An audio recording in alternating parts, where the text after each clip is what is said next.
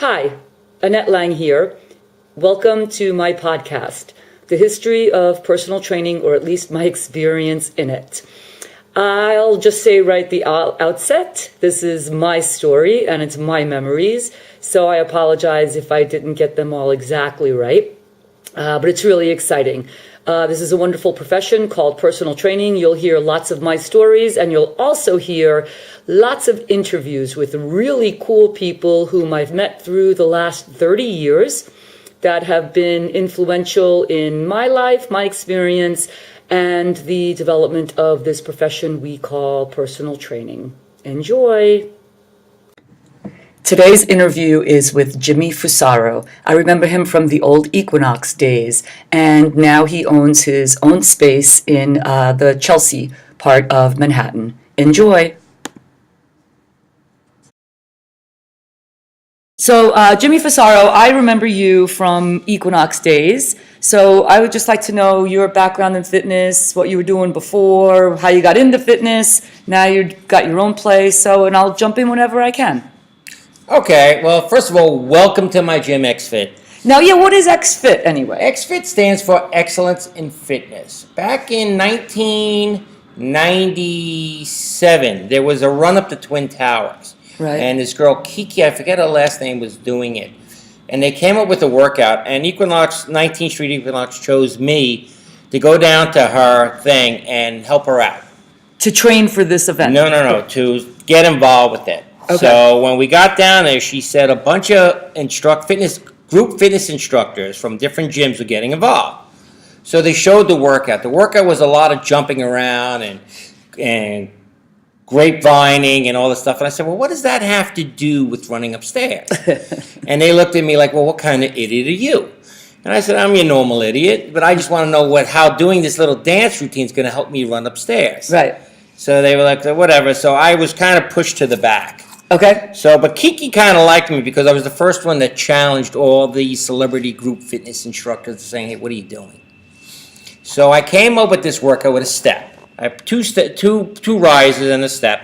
And it was up and down, up and down, up and down, up and down. Then I would go after like 15, 30 seconds of up and down. I make them do push-ups.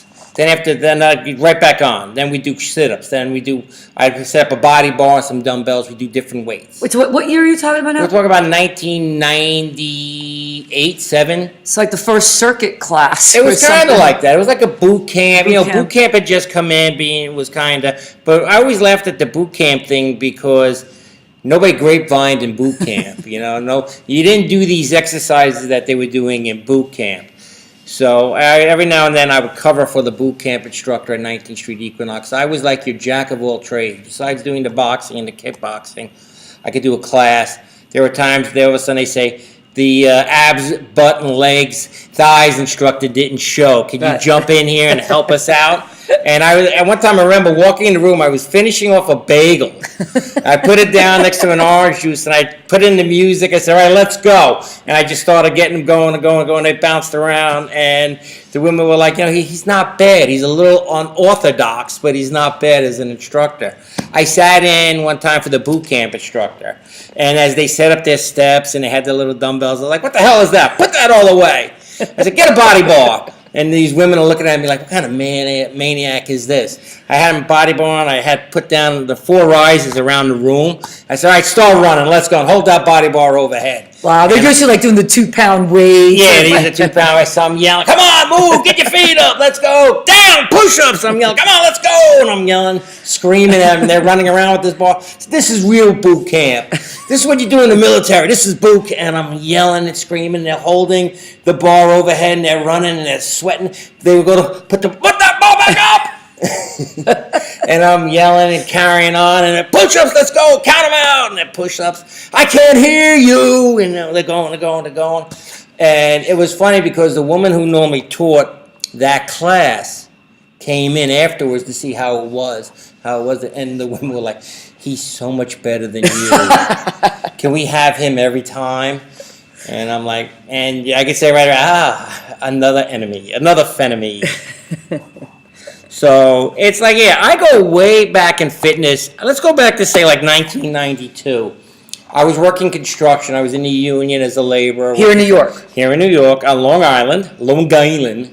and I was working normally, and I was training for kickboxing, boxing events at night at a local gym in my area with my friend Ray Longo, who's now a guru out on Long Island with all the UFC champions coming out of his gym. All right. Ray's my old buddy, so we always laugh at that. And one guy said one time, "Hey, listen, I'd give you $20 if you hold mitts for me." And I was like, $20, hey? Okay. And that's basically how it started. Okay. I just started training. I started teaching classes, training people out on the island at that place. Then there was a job for a group fitness instructor to teach an aerobic kickboxing class. I went out there and did it my way. I brought pads out there. I brought a helper, so people were punching and kicking pads, which they've never done before. Right. So it was totally different than sitting around throwing punches in the air. Grapevine! Right. And from But there... you started the kicking and the boxing for your own fitness, or were you No, competing? I was a fighter. You were okay. I was a fighter. I've been fighting since 1981. You see Wow. on the wall, all the, Right. the photos. That should say something. Yeah, right. That's right. No, this place is full of all kinds of awards and different kinds of rings and And it's from fighting. It's from training. Training fighting. So... So then, go ahead. And so then, I was, and that's how it started. Then I landed in a gym on Long Island, like a powerhouse, teaching classes. Then I went to Queens. In Queens, I met a guy who worked at New York Sports Club in the city, and he said, "Come in, they want to meet you. Come in, I already told you about them, they want to meet you." So I went into New York City. I went into this guy, I think at the time, who was running the boxing program for New York Sports Club in 92, 93, was this guy, Dave Baer. They were in 3 rooms, and 90% of the workout was calisthenics. okay. 10% of like bad boxing. And I'm like, this ain't boxing, this is calisthenics. Why do you call it boxing for? So you can see right away, once again, I was making another enemy. So whenever they allowed me to teach the class, and they had 4 bags and they had gloves, and the bags and the gloves just stayed on the floor, and I said, there was a couple of big guys in the class, "All right, you guys, come on, let's go. Help me hang the bags." So we'd hang the bags right away. We do about 5 minutes of calisthenics. I'd show the punches. This is what I want to do. Now, normally they would put everybody on one bag, 4 people on a bag, punch at the same time. I was like, screw that. 1 person on a bag, line up, you're going to do this, you're going to do this, you're going to do this. And I would line them up and I would go. And every time I switch, you run to the back of the line. Right. Back of the line, right? Punch, run to the back. I set the timer on a minute and go. Every time the bell rang, I go, switch, and they would move. And I did the workout that way. The room would get packed. Wow. When they would put in the so-called better instructor than I was, nobody'd show up. They go, because we don't want to do all these calisthenics. Why can't you let him teach the class? Right. That's so interesting. Why? So then I went, so when Dave was moving on, this other guy took over, I forgot his name, good guy. All these people are good people. You Absolutely. might have differences. We've always had differences. Sure. Like I always said to Jeannie Nidich, I said, I know you don't like me. She said, "No, I like you." I said, "No, I know you don't like me because I'm a pain in the ass. I'm a real pain in the ass." I said, "There's no way you can like me." I see her now all the time down by my apartment. She's a dog. She walks dogs. She's kind of out of the fitness business. And she goes, "I always liked you." I said, "Jeannie, it's okay." But why do you think she didn't like her? I'm a pain in the ass. Okay, so that's sort of your claim to fame. I'm not a claim. It's not a claim to fame. I am just a pain in the ass. I see something going wrong, I say. What's the saying? See some, say some. I was before that. I could see something going wrong on the thing and say, "That guy's gonna get hurt," and they go, "Oh, shut up," and boom, and they go, "Told you," and everybody hates Captain Obvious. Oh, thanks for telling us. Oh, you couldn't see that. So then, how did you get? When did you stop construction? I stopped construction in say 90. I was in 92 when I started coming into the city. I was working part-time construction. There were days where you have nothing. Right. So I'd call up a guy and say, "Hey, you need a laborer for the day?" He'd go, "Yeah, we could use you. We'd rather, can we keep you for a couple of days?" And I said, "Listen, I can come Tuesday, Wednesday. Right. Or I can go Tuesday until 2, Wednesday till 2, and Thursday till 2. Then I have to head into the city because I'm working nights." And Right. No problem. But you were teaching group then? Everything. Did you do privates? I did privates. Okay. I did privates. At I did Equinox group. or New York All Sports? over the place. Okay. All right, New York. I never did a private at New York Sports because they weren't into it. if you remember early 90s, even mid 90s, they were not into it at all. Yeah, I feel like Equinox really started Equinox that. is the one that started it. Even Crunch wasn't into it. Crunch was into all those crazy group fitness workouts. Yeah. The guy with the boa, all those playground class. I worked for Crunch when it was one little dance studio in the West Village. Nice family that used to own. Really nice family that used to own on 13th Street. I met them. Hey, listen, anyway. When I got to Equinox, it wasn't long before I was training the Heracos. Yeah. So I have that gift of I could always be in the wrong place at the wrong time, or at the right time. It's like Vito Urkel. Who's this guy over here? Right. Oh, that's Jimmy. The guy with the hat, yeah, Jimmy. And he'd come over, we start talking, and he was heavily into construction. Yeah. So I knew everything he was talking about. He goes, I'm going to buy a Payless. I said, which one? Blah, blah. And I said, oh, get this one. It's a better make. And how do you know? I said, here, and I dangle the keys from. These are keys. Here, take these old keys. You could start your thing with it. Right. Go out the room, and the thing started up, and we were buddies ever since. Right. So, yeah, I'm that type. I'm a great guy who you want working for you. But I'm also going to be that pain in the ass that's going to point things out and say, we're being treated like shit. Help us out. Right. Or, the equipment's bad. I brought Vito in one time. I said, Vito, smell these gloves, these boxes. They're fucking horrible. People can't wear these things. And management had a fit, and I remember them ripping into me, saying that they would fire me if it wasn't for I trained Vito. No kidding. Yeah, they were going to fire me. So the managers. The managers, all the managers. Said if you weren't training the owner. You'd be fired. You'd be fired. Yeah. Okay. And so then, how long did you stay at Equinox? I started in Equinox, say, in 94. Right. I left in 2000, beginning of 2000. That's pretty much like what I was. Yeah. And so then I remember when you were doing the EFTIs there in the beginning, and you were 76th Street, and you were there. Yeah. Paul was there. Paul Ferdiani was there. Matter of fact, I was good friends with Fred Jackson. Oh, yeah. And Fred I met through New York Sports Club, and Fred said, you got to talk to this guy, Paul. They would love you at Equinox. Oh, cool. So I talked to Paul. How did you know Paul, though? I met Paul through Fred. Okay. Then I talked to Paul, and we met, and we got along great. I mean, he's a good guy. Right. And, hey, after all, 1978 Male Model of the Year. He didn't mention that in his interview. Yeah, Paul's a good guy. And listen, what I always liked about Paul was the fact that he was not selfish at all. If he knew that you could train a client better than him, and it was his client, he would say, hey, listen, you should train with this guy here. Yeah. You should go there. He was definitely one of the very, very few in this business that would do something like that. Yeah, basically, he was always really nice to me when I was new at Equinox. He's a gentleman and he was egoless, which is a rarity. Right. And he can knock your block off. Right. That's the one thing people don't know. I used to aspire. It was funny. Me and Paul would spar this guy Joe Gingoli, and Paul would go, all right, I'm going the first 3 rounds, and you go with the rest of them. And then I began like, yeah, all right, well, okay. I'll kill you both. All right, so. And the reason why Joe warmed up the first 3 rounds taking a beating from Paul. Paul would beat the shit out of him around the ring. And it dawned on me about like the 50th time, like, now I got it. Because by the 4th round, Joe had this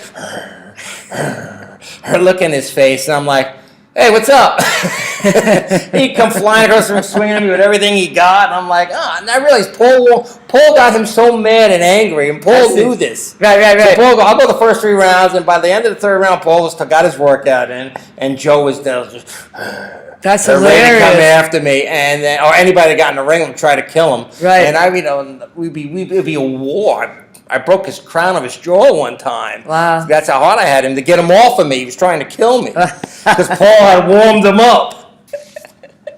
So I met Paul, and Paul introduced me to a lot of good people at 76th Street Equinox. And there was a spot at 19th Street Equinox. They had just built that box room with Vito down there.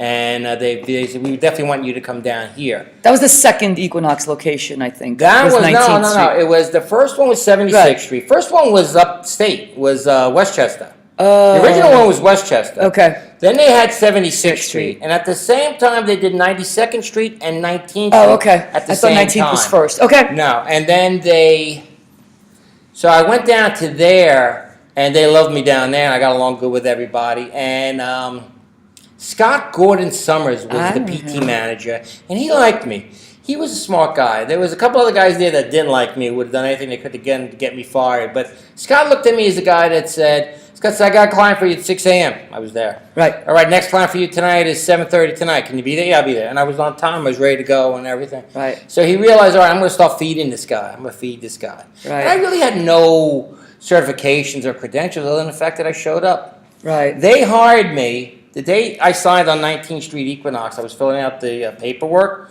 I had 2 clients waiting to work out. Wow. So Jeannie said, where are you going? So I got to go train these 2 people up in the boxing room. She goes, you never finished the paperwork. I said, yeah, I'll come back and finish it when I'm done. And she was like, you know, my, like that first impression you make on people, mine is I usually make a bad one. But it sounds like that doesn't bother you. It's not that it doesn't bother me. It does bother me because I realize, like, I should have done that one better. You know, I walked away going, I should have been better at that. But I do my best. And I think what the people see is a genuine person who likes what he does. And again, I don't train systems, I train people. Everybody's different. Right. But what you just mentioned before as far as work ethic, do you feel like that's changed? I mean, by far, yeah. It's I grew up in the shadow of, I guess, the World War II generation where you worked. You weren't afraid to work. You didn't turn work down. If, you were carrying buckets of water to go water the garden, that's what you did. You didn't say, hey, I need to take a break. Hey, I can't do this. Hey, I dug ditches for a living. I shoveled blacktop, worked with masons. I worked, it's a funny thing. I tell people about the story. I was at the sewer plant in Seaford. And my job at the time, we were excavation and drainage. So we had dug this area up, and we were putting sand back in where they were going to build this building, this refinery. And they would put down about a foot of sand, and then they would roll it with a roller. But the sand was dry, so it had to be wet. So I had a 1,000-foot long, 4-inch fire hose that I dragged across the thing in the middle of summer. Dragged this thing over my shoulder, pulled this thing. I wet down the area. They would roll the roller over it. Wet it down again, they would roll the roller, they would test it. If it wasn't good enough, we'd stay there, keep wetting it down, and then after I was done, they'd roll over until it passed the test, and we'd move to another section. As I'm dragging this thing, soaking wet, covered in sweat, dirt, sand, everything, grease from these ropes, and I'm pulling this thing, I'm digging my feet across the sand. Now, one person looked at me and said, wow, that looks like a great workout. Everybody mostly looked at me and go, look at that idiot out there. God. And now you can make it a workout and charge people for it. I'm not going to charge people for it. Well, if you remember back in the late 90s, there was that old strongman stuff. I was just thinking of that. Yep. The sandbags and all that stuff. And I was at 19th Street Equinox, and these 3 trainers were pitching. I would love to do that. I could carry bags of sand. I would do that. I could carry the big heavy this and that. I go, hey, I can help you on that workout. Hey, what do you mean? I can help you with that workout. You want to carry the sandbags and the blocks and all that stuff and push the big heavy wheelbarrow? Yeah. My cousin's looking for laborers. Pay $6.50 an hour and lunch. Right. And you can carry all the bags you want. Push all the wheelbarrows, all the heavy bags you want. And you'll love it. Well, I remember you reminding me of a story once when we were getting equipment delivered to 76th Street Equinox, and they asked like Tariq and Terrell and all these guys and Rich Ruiz, come help us move the equipment in, new machines they were getting delivered. And I don't know who it was, but a couple of these guys were like, no, man, we got to work out. We can't go help you do that. We got to go over here and lift these dumbbells. Well, that was the thing about it. The funny thing about it was that was 19th Street Equinox. I'd be out there with the guys lifting weights, and Joe Matarazzo would come around and say, I got a client who wants him. And you should, I'm in the middle of my work. I haven't eaten lunch. I would rack the weight, boom. Look up, look at the guy, go, let me just change my shirt. He goes, yeah, no problem. And go change, come right back out. Right. That was the client. I looked at that. That's how I made my money. I didn't make my money lifting weights. Right. So I would rack it, boom. Hey, give me 2 minutes to change my shirt? Yeah. Right. And I go back and train people. So tell me about the transition from them and this place that you have now, your own place. When they were selling in 2000, I knew in 99 they were selling. You mean the family sold it to? Because they said, in 1999, a Japanese firm came in and said, we'll give you $50 million for what you got right now. Oh. And Danny Errico said, we could get better. Danny Errico was smart. You ever hear the story about the Horizon, the one at 63rd and 3rd? It was the hotel. Barbizon. Barbizon, yeah, the Barbizon. No, I don't know these stories. Well, he goes by there and stops and looks at the spot and goes, how much you want for rent? They go, we want X amount of money for rent. He says, that's a lot. All right, I'll talk to you later. Leaves. 4 months later, drives by and says, hey, how's it going there? What do you want for rent? They tell him, it's still too much. He leaves. Year later, from the time he started, comes back, and he goes, how much you looking for rent? And they go, well, it's a little more negotiable now, and we could talk, blah, blah, blah. And he goes, they go through this whole thing, goes, too much money. See you later. Leaves. Waits another 2 months, comes back. Hey, how's it going? Hey, you ever rented that spot out yet? What do you think now? Go, we're much more flexible. Let's talk it out. So they start talking out a price. They get to the price down. Now Barbizon's lowering their price each time. So they lower their price, and he goes, more than I want to pay. So he goes. They call him back. Come on back, and let's work it out. He cuts the deal he wants. He knew by waiting, cutting the deal he wants, he did it. He was always a smart guy. So Danny was good at business. Yeah. Not a lot of people liked him because he was good at business. He was tough, though, too. He was tough. And he is exactly what you have to be in business. Right. He always did the right thing. I remember him saying one time to Esquire, he goes, I'm tired of spending $250,000 a year on you bringing in all these people. And education, Yeah, education. You educate these trainers, and the first thing they do is they leave. Once they got this education, they're gone. They go somewhere else. They don't use it here. That was one of the reasons why they stopped it. That was $250,000 a year. Remember when he brought in the Brazilian aerobic team? No. Bob did. I was at 76. Them girls are gorgeous. And, it's stuff like that. Listen, Bob was good in a way because he got trainers involved in making the business decisions, which might not have been a good idea. What happened was once the Ericos were selling, and I knew they were selling, and there was a brokerage firm coming in to buy it, you knew that all that was done. Right. We were not going to get paid any better. There was nothing. They were going to take more stuff away. And if you remember, every time they called a forum, I used to say every time they have food at a forum for us, they're taking something away. Yeah, I say, that strikes me. The trainers' forums every month or something. Remember, all of a sudden there was food. They go, they're taking some away today. What? They're taking some away, and they would slowly but surely take away this, take away that. I remember one forum, David Fowler said to us, he said, "Whatever you do, you can ask for anything you want, but not money. We're not paying you any more money than what you're getting." And you're like, that was it. So then start talking about how you got this place. So then, after that, I knew I was on my way out. So I was looking for a spot. Paul and I, Ferdiani, were looking at getting this place called Blue Velvet Boxing Gym. Okay. It's on 24th Street. And as we researched it more, we realized that the guys were in a lot of financial trouble, and the building manager, the building owner, wasn't going to let them stay anyway. Even if we had gotten involved, if we weren't staying, he was throwing us out. They were that far behind in rent. Okay. So I knew that, found that all out. Then I tried to go around the back door, see if he'd rent to me. And I would open up the place. And he said, "No, I don't want any boxing gyms." He goes, "You guys suck." I said, "Yeah, I know. Trust me, I know." So then I found a little spot, thanks to Paul, knew a fellow actor. He was working out of this guy's room. And I went over there, talked to the guy, and we built a small ring. We bought some weights, and I was working there for a while. Then they got a little weird with me. I was doing 50 sessions a week to pay all the bills. Wow. And these guys weren't doing anything. Wow. So then I was like, I got to get out of here. So I got out of there, and during 9/11, that's when I found this spot. This was a .com that went under. They were bought for $800 million in stock, and then realized the stock wasn't worth the paper it was printed on. It Right. Closed, and they took off. So I took over here, and at the end of 2001, that last week of December, I came, started moving stuff in. How big is this place, Jimmy? It used to be bigger. There was another little room over there. I used to have a ladies' change room. It changed. Their landlord took some spot. But this is about 1,450 square feet. Okay, with 2 rings. 1 ring. Oh, okay. Oh, it's a mirror. That's a mirror. No, officer, I'm okay to drive. And basically, it came down to drawing stuff on the floor. Like the guy said, how big you want the room? And I go, I'd measure out my feet. Right, counting them. Right, put a corner there, put the corner there. All right, and then we did. There used to be 2 changing rooms. Then when I lost about 3 feet, and the landlord took 3 feet of space from me, from over there, I knocked down the wall, did that myself. You know, it's a good thing about being handy.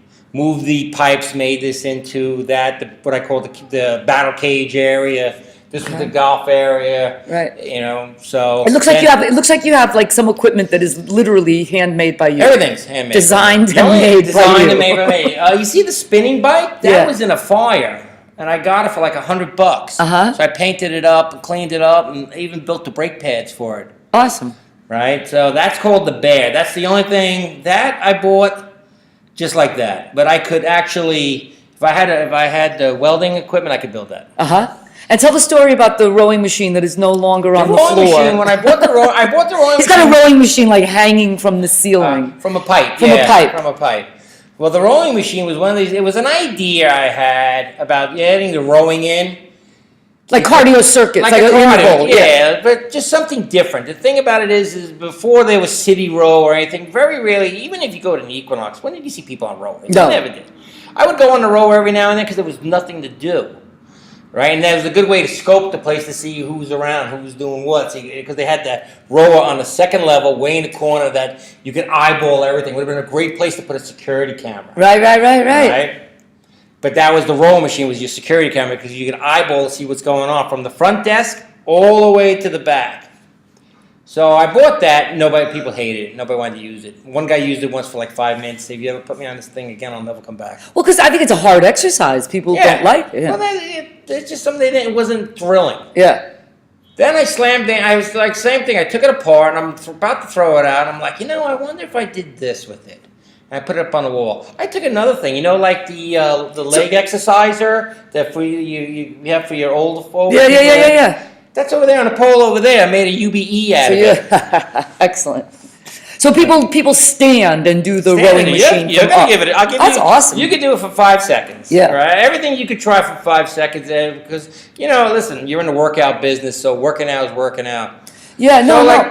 So exactly. So I built this idea. This whole gym, the XFit idea, Excellence in Fitness, stood from the idea of being different. Okay. If you could walk, if I put 10 spinning bikes in here, then it's SoulCycle. Right. If I put the kettlebells and everything, I bought the plastic balls, the power balls with the handles, way before anybody had them. Really? I got it for a guy for practically nothing. The guy goes, I built these things, I created these things, and nobody wants them. No kidding. Yeah.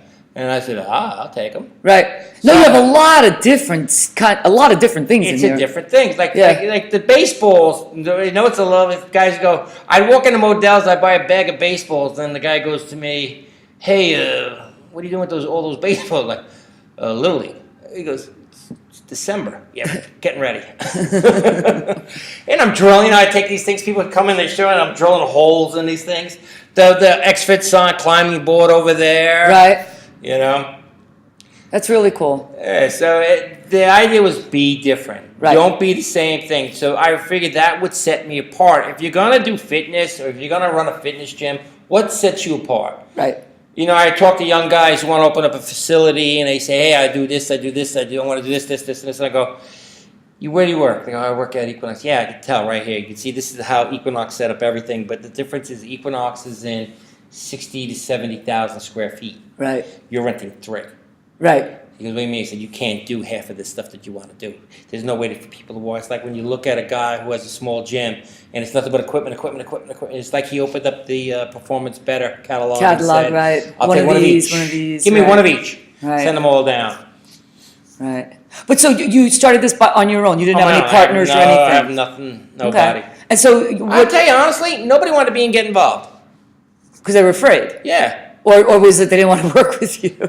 Probably too. Listen, our good friend Paul, I invited him down in the beginning, and the comedy of that is he goes, all my clients are uptown. And then he says, I said, come on, Paul, we can do this together. We can run this thing. We can run our own stuff. We could do seminars, all this good stuff coming out here. I said, we're going to have to clean the place, though, too. He goes, you want a cleaner? Then hire yourself a cleaning person. I don't do no cleaning. So I called up, one day I called up Elysium looking for him, and they would go, oh, Paul's busy now, he's vacuuming. No, because you do everything here, you said, right? You have to, right? It's tough to get people to want to work because, you know well as I do, is like these, not even young trainers, old trainers, they're used to certain things. 15 minutes on a treadmill. Then I'm going to go put you on the bench. Then I'm going to do this. Then I'm going to do that. I'm going to do this. I'm going to do that. Here, you got to think on your feet. You just can't say to somebody, all right, go ride the bike for 15 minutes. Because the first thing they do, I'm not riding that thing for 15 minutes. I'm not doing this for 15 minutes. There is no 15 minutes. It's bad enough to get somebody to hit the bag for 2 rounds in a row. Then they look at you and go, well, now what? There's a lot of people who take group fitness classes. And I say, all right, you're going to work out with your friend here? I say, you're probably not going to like this. And they go, why am I not going to like this? Because there are times when you're actually going to have to be hitting a bag or doing something. And we stop. We go for a 3-minute round of work, 45-second break, back to 3-minute round of work. You can punch that bag as light and fast as you want and think that you're getting a great workout or like you're punching in a great workout. It's not. You hit that bag like it owes you money. You hit that bag like it just spit at you. Right. You got to work hard and you got to do this. And it's tough because today the whole fitness concept has now gone to classes, groups, big, large groups. I can't get a 24-year-old in here, a 25-year-old in here, unless he's with 5 of his friends. Because they're so used to they were so used to it. It's the way they were taught. Everything's done in groups. Okay. Do you know in business school today, they put them in groups and they make them discuss the problem. And it's no longer, there's no leader. Nobody says, all right, listen, I'm the guy in charge. We're going to go do this. Charge, you know. It's a group decision. Collaboration. And if the group doesn't agree, they don't do it. So it's the same thing. Like I'll have 4 guys. They'll come in. They come on. We love this place. This is great. We'll see you next Wednesday. Next Wednesday, 1 guy will cancel. The rest 3 cancel. No kidding. Yeah. They can't do it by themselves. They can't. Nobody can step up. It's never that next man up. In football, it was always if a guy goes down, it's the next man up. Today, guy goes down. It's like, that sucks. Can we come back next week? You know what the funny thing about it is when I worked at, say, Equinox or New York Sports Club, I used to wait. I used to love the fact that somebody didn't show up. A group fitness person didn't show up. Oh, so you could do it for them. So I could jump in and say, listen, this is what I can do extra. That's awesome, Jimmy. You know, I was that guy. You know, when I was a kid, I was a dishwasher. The assistant cook didn't show up. Next thing I'm jumping in there helping out with that, and I just did it. Wow. And I stayed late every night, and I stayed and worked, and think that the boss was going to come by and throw you a big $1,000 tip or something. You could get something great. And all I did was pat me on the back and say, hey, thanks. But then again, that might have saved me for the times I did something stupid when he should have fired me. And he said, no, well, he does do good things. Right. But I always wanted to step up. I wanted to be that guy that stepped up.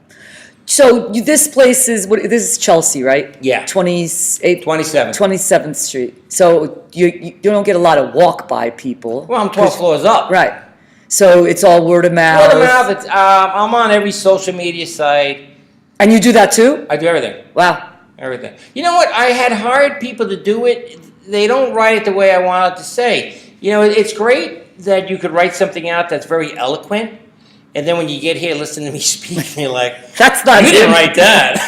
Who wrote that? Because it definitely wasn't you. That didn't describe the way this place feels when you walk in. Well, that's the problem of it is that it's tough for someone. I mean, I've had people come in, editors of magazines, who want to say, hey, let me write the front page of your website. Yeah, no problem. Like, that's your vibe. That's not the vibe I want people to kind of understand. The idea of it is when you walk through the door here, you're not going to see treadmills. There's nothing here electrical.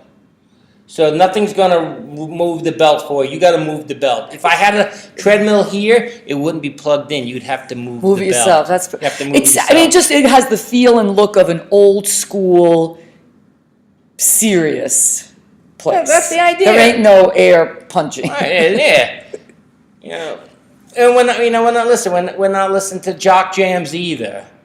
You know, it's classic rock, low. Oh, nice. We gotta be able to talk to each other. I gotta know what's going on. Right. You know, hey, 15 years here. I think maybe 2 bloody noses in this ring in 15 years' time because I pay attention to everything. Wow. You know, you got to pay attention to detail. Where someone says, well, you sure do have a way with duct tape. And I go, yes, I do. Because one guy goes, you duct tape everything. I said, yeah, it's, you got to give it that industrial feel. Like MacGyver. MacGyver had duct tape for everything. He'd take a duct tape, a pen, and a condom, and he'd make an atom bomb out of it. Well, so tell me how is business going now? What do you think could be better? The thing about what business is if you take this block alone, these two blocks, from 27th Street and Broadway to 27th Street and 7th. When I opened up here, this was a pretty crappy area. It was the Flower District before it became like Upper Chelsea. Right. Now it was the Flower, and it was pretty crappy. And there was a lot of knock. This is where you came. This is where Canal Street came to buy knockoffs. It was all down up here. Actually, there was, when I first came, one of the first months I was in here, there were these guys on the 6th floor. They would sell these really crappy clothing. They were beating the crap out of these two black kids on the street, beating the hell out of them. It was like they were kicking dead bodies. And I come walking up with my lunch, and they're looking at me, and I'm looking at them, and I'm going, okay, what's up? And the guy goes, we caught him stealing in our store, and we're letting people know you don't rob from us. And this is how this is what you do to them. And I'm going, I think they kind of had enough. And he goes, they're like, nope. Wow. We'll tell you when they had enough. And I was like, okay. And that was the kind of neighborhood it was. Uh-huh. Where you, on this building alone, the only floors that are still here are the bookbinding, the Kung Fu on the 8th, and me here on the 12th. Every other floor was knockoff. You could buy whatever you want. Wow. During Katrina, the red building down the street, the police raided it. It was called the Knockoff Manhattan Mall. You get everything you want. They filled 5 tractor-trailer loads of stuff and brought it down to New Orleans. Wow. All right?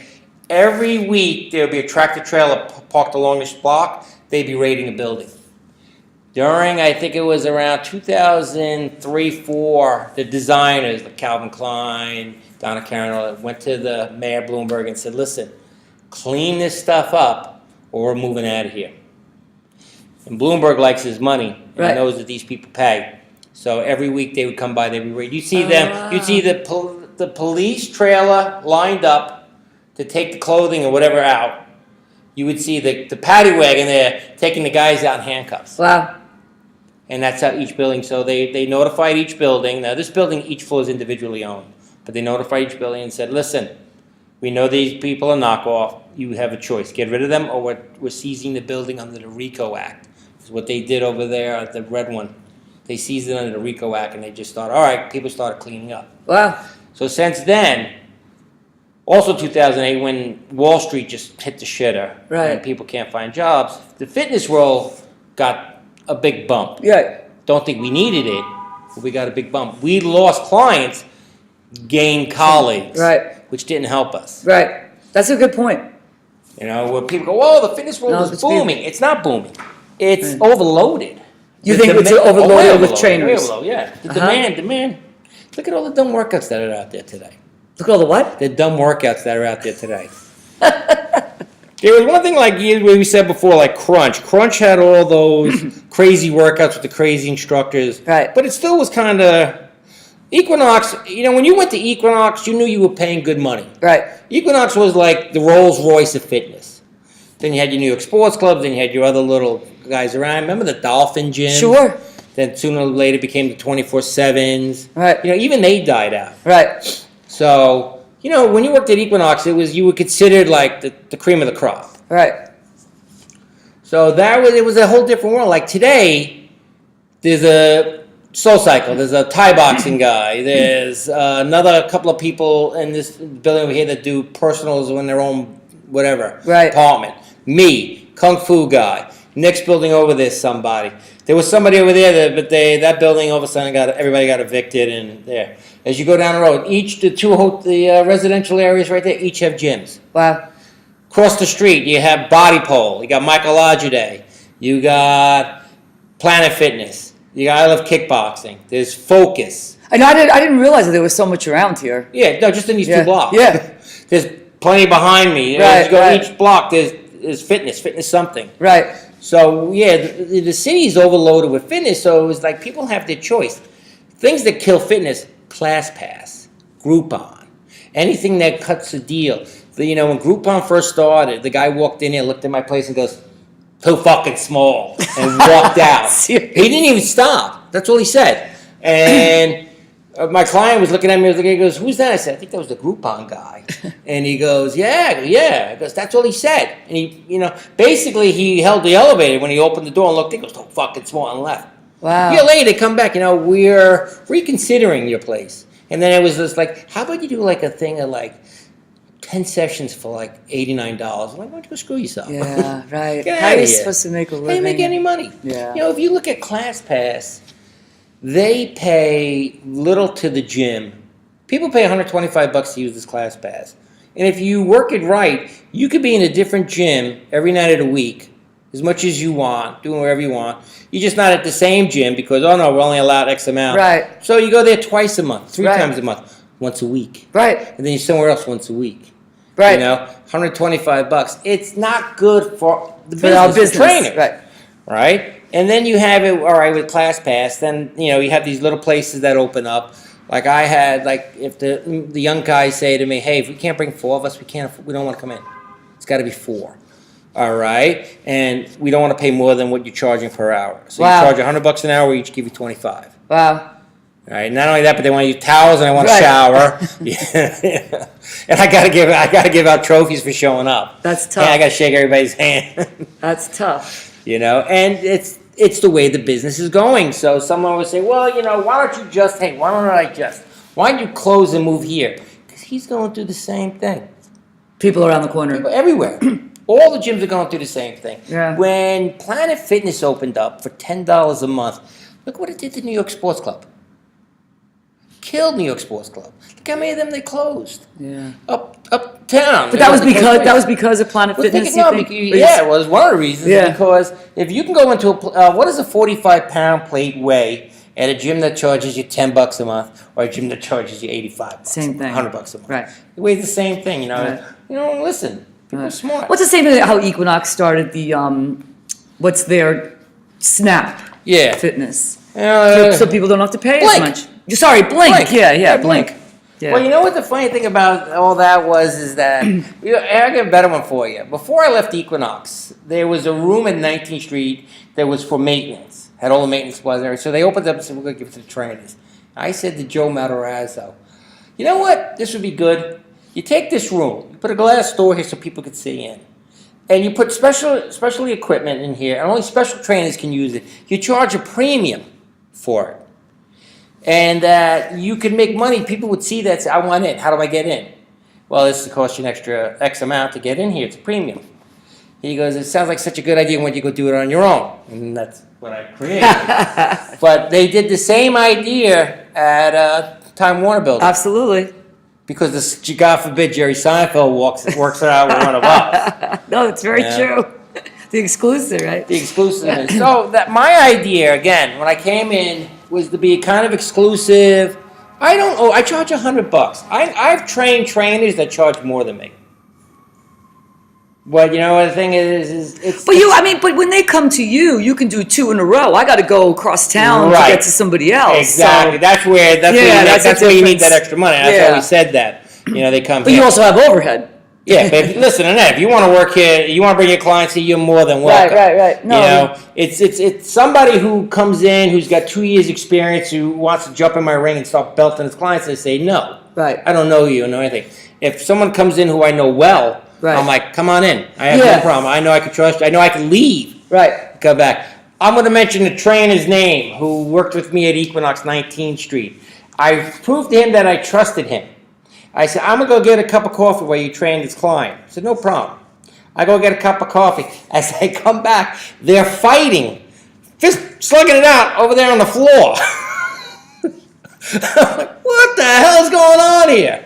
Come to find out, they were going to spar, and the guy punched him in the face, and next thing you know, it became a fight. That was one trainer whose name I'm not going to mention. A second trainer whose name I'm not going to mention had in here working. I worked with at Equinox, who was in here, and I'm training my client in the ring, and she says to me, you should really pay attention to your trainer and his client. I said, hey, pay attention to me.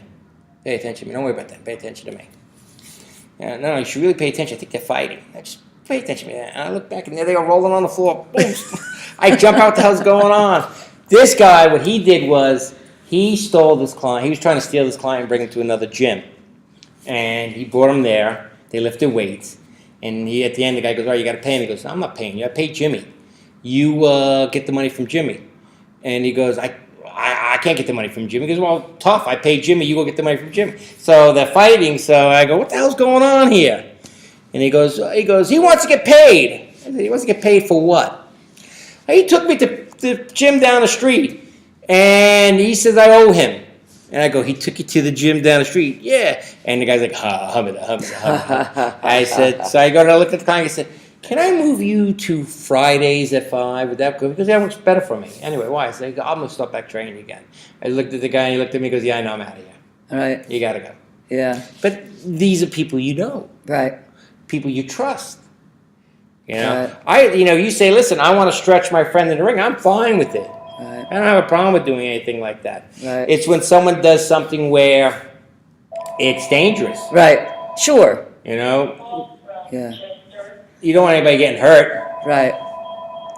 Well, I'm gonna let you go. No, you can stay. I got nobody until I got 5. But you have to answer 2 questions. Sure. What do you think? I'm asking everybody these 2 questions. What do you think a new personal trainer needs to know about our industry, and what do you think the average person on the street needs to know about our industry? And you've obviously also already answered a little bit, but well, I'll tell you right. A new trainer coming in is got to learn to be. One, they got to learn to be patient. You can't copy everything you see. You have to be able to go, all right, what is my strengths? What are my weaknesses? Mm-hmm. A good trainer can communicate. A good trainer huge. A good trainer has good ears, can listen and hear what's going on. An example of me being a bad trainer was I wasn't paying attention to a woman telling me that she hated push-ups. And I didn't really focus the fact that every time she went to go do a push-up, it changed her mood totally. So one day she's leaving and she says, I think this is my last workout. And I'm saying goodbye to her in the elevator. And I just feel like running in the elevator and punching her in the head. That's how angry she's got me. So when she leaves, she goes, all right, Monday's my last one. So it dawned on me and I thought about it. I go, every time she does a push-up, it's what throws her off. And she still had 3 sessions left with me. But she was going to use Mondays in, and I don't care what you do with the other 2. So when she came back on that Monday, we did the workout. She kept saying, are we doing push-ups? No. Push-ups are a useless exercise. We're never, ever going to do them again. Really? I said, how about we do this? I put her on a ball, and she spun out on a ball, and she walked back. Works the chest, works the arms. She'd do this. She loved it. She was smiling and giggling. Can I come in Wednesday? Yes, you can. And Wednesday we did a whole bunch of different other stuff. And I go, I wasn't listening. That's right. That's huge. I wasn't listening. And now that I listen to when someone says something to me, I hear it. All right? Right. Then you got to, all right, fine. There's 1,000 ways to skin a cat. Right. So you don't have to give them push-ups or no, whatever. it's very true. And to be just cognizant of that. But she didn't challenge you on the fact that you said it's a worthless exercise after No, she agreed with me. She agreed with me 100%. Why have I been having to do them all these times? And I would have came up with a reason. I know. You know what I always loved? The funniest thing is you put somebody on leg extensions, right? They're doing a leg extension. Where should I feel this? Where do you feel it? I feel it in my back. Yep, we're working your back. Okay. Remember that one? Where do you feel it? I feel it in my arms. Yep. Working the buys. Okay, good. They need work. Yep. There you go. The thing is, I think somebody should come in, and someone coming into a workout with a trainer, do a little research. See what the guy's, what is his focus? Right. If you're going to look at the gym, I always feel that the good-looking trainers always got the clients because people thought they were going to, if I worked out with this guy, I'm going to look like him. Right. A lot of that's genetics and luck. That's right. So, I would have women come in and they would show me a picture of Christy Brinkley and they say, how do I look like that? I said, you don't. Go get her parents, right? Yeah, you don't. She's 6'1", you're 5'2". You weigh the same. All right, so Jimmy, what do you think the average person walking on the street needs to know about our profession? Again, they need to do a little research before they jump into something. I think they got to stay away from the trends. So it's like the soul. Really, if you think about a soul cycle worker, what are you doing? You're sitting on an exercise bike. So they're playing loud music and You're dancing and doing upper body stuff. You're not doing upper body stuff. You're not. The thing is, where today's different, our generation, our group of guys, people want to be big and strong.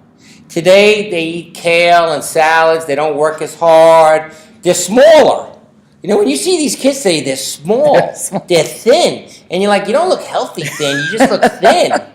You know? It was the other day, there was a bunch of 23-year-olds in here. And I said, you know the difference between me and you at 23? It was. I said, I was a lot more muscular. That's true, I'll bet. You know, and stronger. They are weak. I mean, I got these kids punching. They're barely hitting the mitts, and they're tired. They're exhausted. I'm like, you got to be kidding me. So the thing is, our main group of people that come to us are boomers. You know, the Generation Y and the Generation Xers, they're not feeling it like we felt it. You know, you worked on Wall Street, you worked out, you ate steak, you went out, you worked. It was, you never called up a cancer because you didn't get a good night's sleep. What should I eat? How do you not know how to eat? It's like talking to a chef. He goes, what should I eat? What should I eat before, and I was like, dude, you're a chef. You know what to eat? I know what to exercise. All right, I'm going to let you go, but I want to thank you a lot for talking with me, and maybe we'll do it again another time. Anytime you like. You're always welcome down here. All right, thanks. X Fit. Thank you, Jimmy. No problem.